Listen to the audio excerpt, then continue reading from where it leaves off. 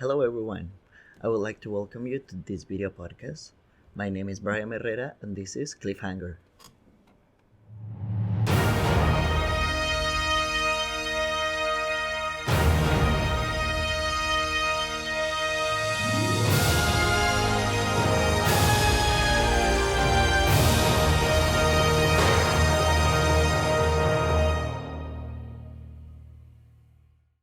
Cliffhanger is a conversation show about the wonderful world of movies and TV. First, I would like to introduce myself. My name is Bryam, and yes, you are reading right. It's Bryam with the M at the end. I am an actor, I am a performer, I am a movie lover, and I am an adventurer. And I guess that's where my love for movies come from. This is Cliffhanger, a video podcast created from my love to the art of storytelling. I felt the personal need to create a space where I can talk about my passion in a very personal and artistic way. This project was born from my curiosity to connect with people like you, other passionate film lovers. Recently, after listening to other podcasts, watching videos, and reading articles, I realized that there is, in fact, a large community of us, of other people who respect and admire this medium as much as I do, and this space is for us. Here I will recommend, analyze, and discuss the film and TV landscape. I'll talk about the most recent releases, about new shows. I will revisit different content, and I will keep up with the industry news and award shows. Again, welcome to Cliffhanger, and let's start. In this first episode, and in honor of the New Year's, I would like to share with you my top 10 movies of 2022. Last year, the movie industry changed in a radical way. Streaming services are more popular and powerful than ever. But for me, there is nothing that I like most than going to an actual theater, enjoying the 25 minutes of trailers, listening the now iconic Nicole Kidman's monologue in AMC, smelling the freshly made popcorn, and seeing the vibrant feeling of other moviegoers. So mostly all of the films that I'm gonna talk about, I saw them in theaters, and I like them not just because of the quality of the movies itself, but it's also the in-theater experience, what made them so special. So let's start. A Strange World is the latest Disney animation studio project. The movie follows the journey of three generations of the legendary Clade family as they attempt to band together and navigate a fantastical land beneath their world. The visuals and the animation aspects are outstanding. The world building behind it is creative and unique. But the main reason I like this film is because of how different for a Disney project it is. All the usual tropes are replaced with unique characters and a compelling story about generational trauma, family, and the importance of protecting our planet. Commercially, the movie flopped, but now it's available on Disney Plus. So go watch it and see why we need to support more projects like this. Whoa. Hello, you probably don't understand a word I'm saying. Of course I understand you. Huh? Dad? Dad? Grandpa? Man is Alex Garland's third folk horror drama movie after Machina and Annihilation. In this one, Garland develops a unique approach to the surreal genre. The plot centers on Jessie Buckley's character, Harper, a recent widow woman who goes to a retreat on the countryside of England, which suddenly turns out to be a nightmare-like journey about mourning and guilt. Man proves how a single concept like Echo can be transformed into a grotesque, thrilling, and tense film about the depths of trauma. Jessie Buckley keeps surprising me with the risky characters and stories she's willing to play and still be available to make them look so effortlessly relatable. One of the most visually shocking movies of 2022.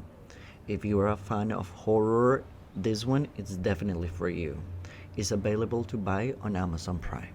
A man followed me out of the woods. He was stalking me. What makes you say that? I saw him twice. Twice. I don't know if he saw you once.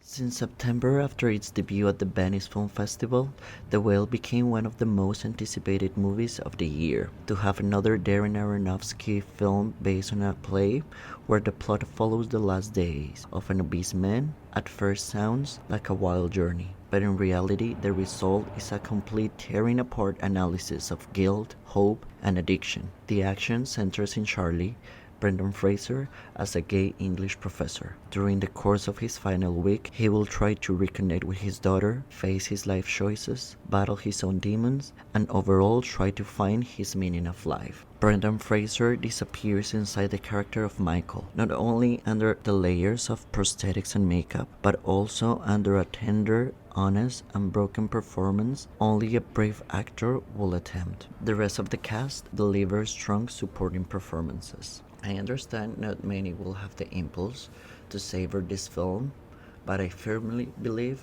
it's worth the ride. It's still available in movie theaters. To know that I have done one thing right with my life!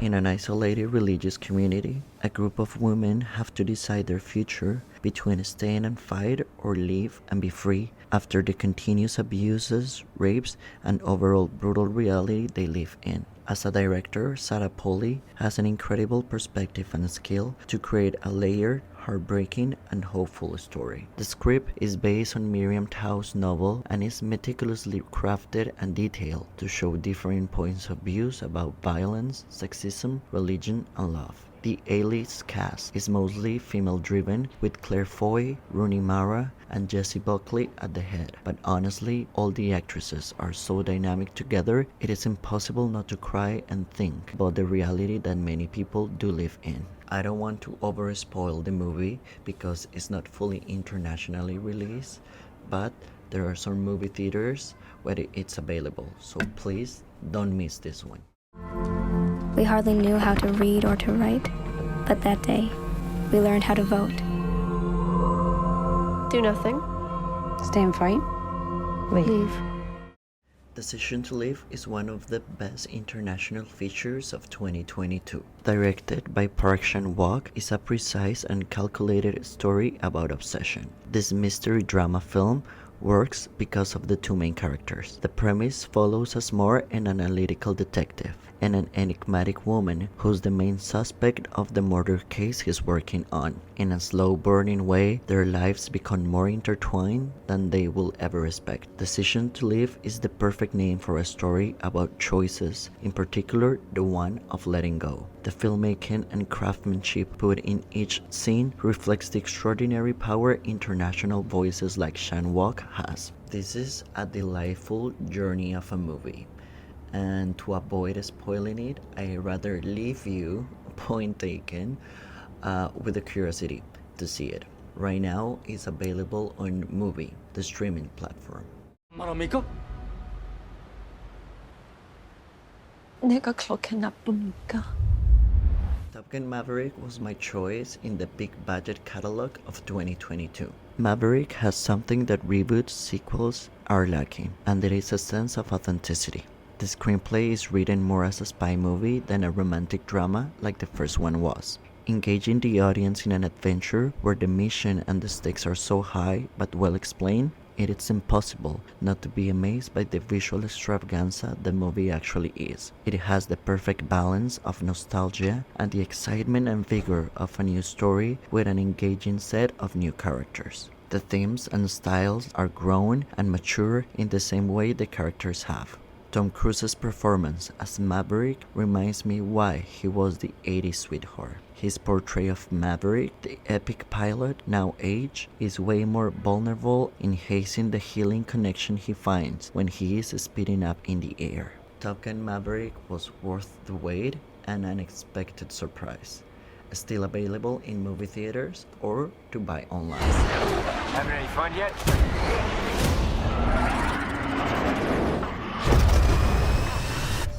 Triangle of Sadness is Ruben Ostol's third installment in what I call his analysis in human geometry. He continues to play with the dark comedy genre, but this time in his first English movie. Previously in The Square, he showed how we all are animals, trying to be freed. Now, in Triangle of Sadness, he managed to use an elevated satirical language to mirror how ridiculous, vulnerable, and fragile the concept of class and status quo are. The plot is divided in 3 different acts, and it follows a group of international rich people on an unexpected and life-changing trip. Even though the film takes us into some uncomfortable and visceral places, the points are still delivered with comedy in the more bizarre ways. The cast is magnetic, especially Harris Dickinson and Dolly De Leon, whose performance is wild and show-stopping. I command you, enjoy the moment. No. No? No. What? You say no to me? No, no. Oh, so it's yes? Yeah, no. Yes? Going in. Yes! Tar is an extraordinary analysis study of art, power, and gender. Cate Blanchett plays Lydia Tarr, a classical composer and orchestra conductor whose persona has been elevated by the world of art while she prepares to perform a life-changing concert piece. In a tense and psychological story, Todd Field captures the nosedive journey now known as cancel culture. Cate Blanchett disappears inside the character of Lydia in a wild and calculated performance. Her control and instincts play an enormous win in one of her most enigmatic characters. Todd Field achieves to play with the audience in the same way a maestro plays with the orchestra. As a real conductor, he takes the audience into his own concerto, taking his time to meticulously develop this delightful experience. The sound design plays a constant character in the story in a way I usually don't see often in movies. Beautiful cinematography work from Hofmeister, added to the incredible performances from the supporting cast, make Tar one of the best films of 2022.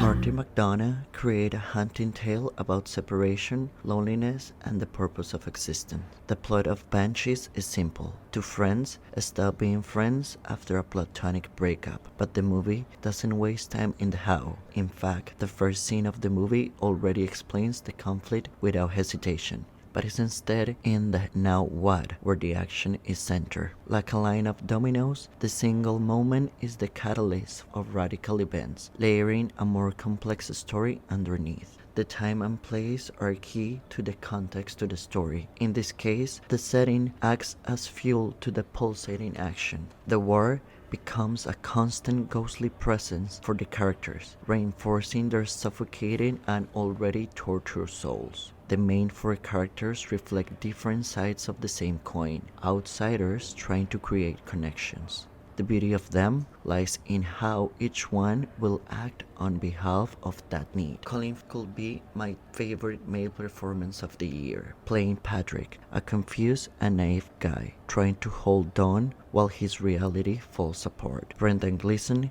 Kerry Condon, and Barry Keoghan complete the frame to this existential fable, available to stream on HBO Max. Just call it quits. We won't call it quits.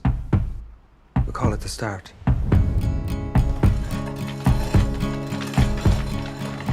Everything Everywhere All at Once is one of those rare and unexpected creations. To describe the plot of this maximalist experience is tricky because, as the title clearly exposes, it is in fact everything everywhere all at once. It defies genre, styles, and even reality itself. The action follows the fantastical Michelle Yeoh as Evelyn, an immigrant wife and mother in a multiverse extravagant journey to save the fate of the world. Written and directed by the Daniels, this A24 movie was life-changing for me. In a moment where I was questioning important decisions for my life, Everything Everywhere came as a cathartic and healing wave. The impressive soul behind this work of art can be felt in every frame. It's not just the fact it was shot in 37 days with a $25 million budget or its groundbreaking originality, but the real beauty lies in the existential and human dissection it achieves. Relationships, expectations, generational trauma, immigration, love, suicide, suicide are just some of the themes it can be read. In their A24 page, there's a quote from the director saying, "There is just too much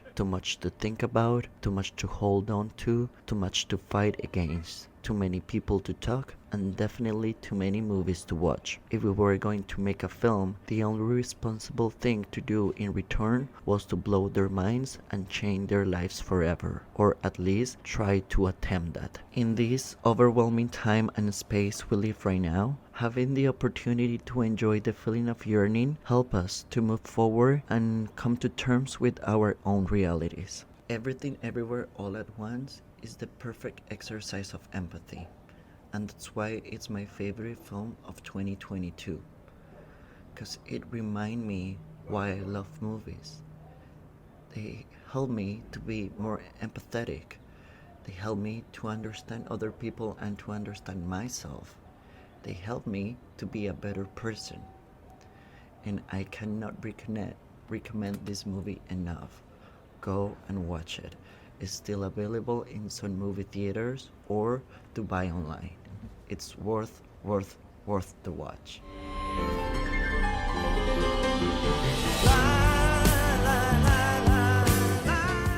In my opinion, 2022 was a fantastic year for movies. I think we're finally understanding the power this medium has. And I'm excited to see what new stories, what new worlds, what new things 2023 will bring us. And that was it. That was my top 10 movies of last year. Once again, thank you for your time and thank you for listening. I'm really excited to see the community we can build in this project. See you next time. Remember, I'm Bryam Herrera and this was Cliffhanger.